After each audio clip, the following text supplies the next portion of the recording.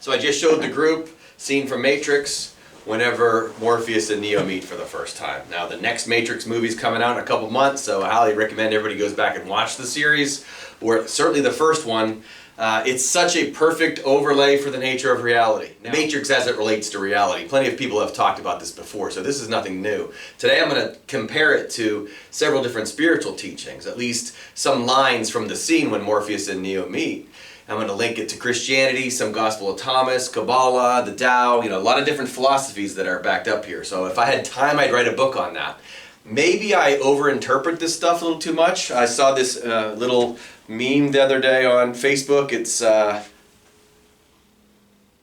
me watching a show or movie and focusing on the symbolism and subliminal messages instead of the main plot itself. Okay? Maybe I read a little too much into it, but not with The Matrix. I mean, it is so good and it's so close to reality. I don't know if the producers and writers and all the people that did the movie, if they were that aware, probably, because it's that good of a movie, but everything in that scene I just showed you and most of the entire movie is so close to the actual nature of reality. So I just wrote down some of the lines and we're going to get to it really quickly. Okay? Before he goes into the room, Trinity, Father, Son, and Holy Spirit, says to Neo to be honest because he knows more than you think. This reminds me of Gospel of Thomas, verse 6, when it says, don't lie, because everything is known before the kingdom of heaven.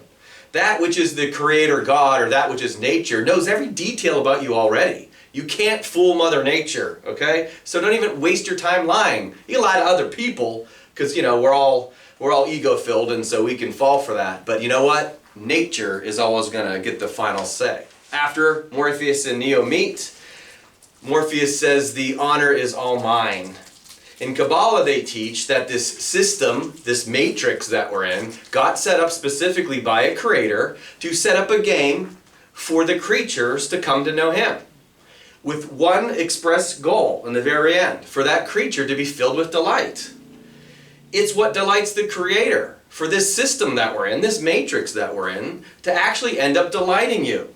That's the goal here. And so Morpheus says, I am delighted, ultimately, the honor is mine, because Neo is now interested in actually figuring out the nature of reality. Morpheus, of course, is the Greek god of sleep. We're in a matrix of sorts in which most of us are asleep to the true nature of reality. Morpheus is a godlike figure who comes into the dream, takes on a physical body, this is from Greek mythology, and it's symbolic of a godlike figure in dream states. Well, that's what he's in the Matrix as well. And the God that we know of is like that too. It's a God that helps us wake up to the nature of reality. Morpheus then says to Neo, I can see it in your eyes. You have the look of a man who is expecting to wake up. Well, the word Buddha means wake up. Wake up from what? The nature of the reality that we're in. We believe that we're in this physical world, and of course we're not. Waking up to the truth that we're in a spiritual reality is what it means when Jesus rose people from the dead. His own resurrection is waking up to the spiritual self. And so Neo has the look of a man who's expecting to wake up. Well, that's ultimately true for all of us once we want to go meet Morpheus, once we're interested in learning how to wake up, because we can start to see it in each other's eyes. You are here because you know something. You can't explain it, but you feel it. You've felt it your entire life. There's something wrong with the world. It's like a splinter in your mind driving you mad, and this feeling has brought you to me. See, that's the first noble truth. Dukkha in Buddhism, the first noble truth that this world is unsatisfying. This applies to everybody. We're all unsatisfied with the physical nature of the world, and there's definitely something wrong with the world the way we're currently seeing it.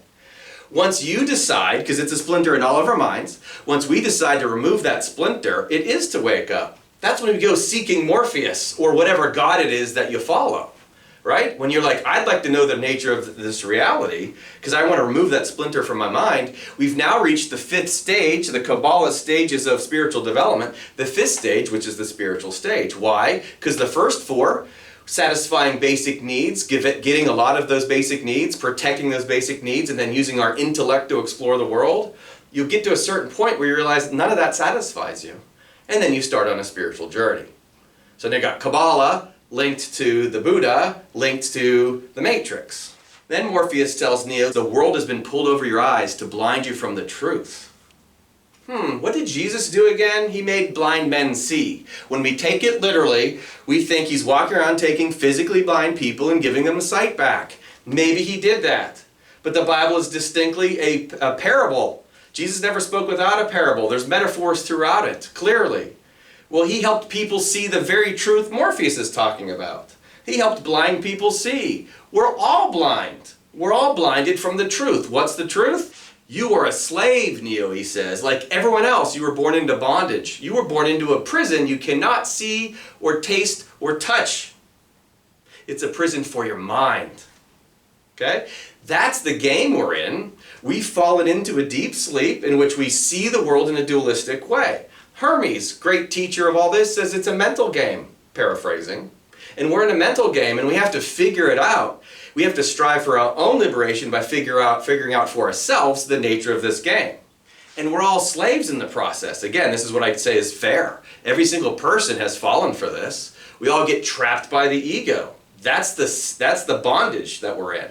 It's the ego that has entrapped us, and we have to learn to free ourselves from that. Then Morpheus tells Neo, unfortunately, no one can tell you what this is. No one can tell you what the Matrix is. You have to see it for yourself. This is the first verse of the Tao that says that the Tao that can be named is not the Tao. It's also what Ram Dass says when he says, if you haven't had the experience, no explanation is possible. If you've had the experience, no explanation is necessary. See, everyone is in this matrix. All of us are in this system that's an energy system. We're spiritual beings having a physical experience. We fall for it. We fall asleep. We think we're a physical being. We spend our life like robots looking for physical stuff that's going to be unsatisfying over time. Eventually, we have to, third noble truth, learn how to detach from all of that in order to get our resurrection. The access to the kingdom of heaven comes by decreasing the physical self and increasing the spiritual self. There you got Buddha and Jesus together right there, right? All of us are in this exact same system. And you have to see it for yourself. So what does Morpheus say? All I'm offering you is the truth. He offers him the red pill or the blue pill. In the movie, Morpheus has those mirrored glasses on. Right? Why? Because the world is a mirror, always reflecting you back at you. In the scene, Neo can only see himself. Guess what? That's what's always happening for all of us all the time. God or the universe is always reflecting you back at you. We see in a mirror dimly, but then face to face. So he offers him the red pill or the blue pill.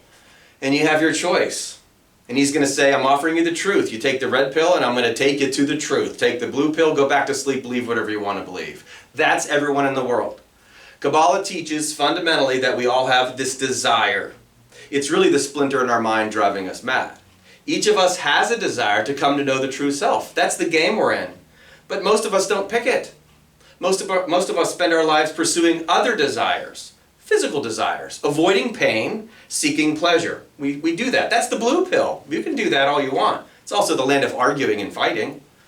Or you take the red pill and you go into the matrix, or you figure out the matrix. Morpheus shows you what it is. Your desire to come to know yourself spiritually is what the red pill is. Okay. All right, subscribe, like, and comment down below.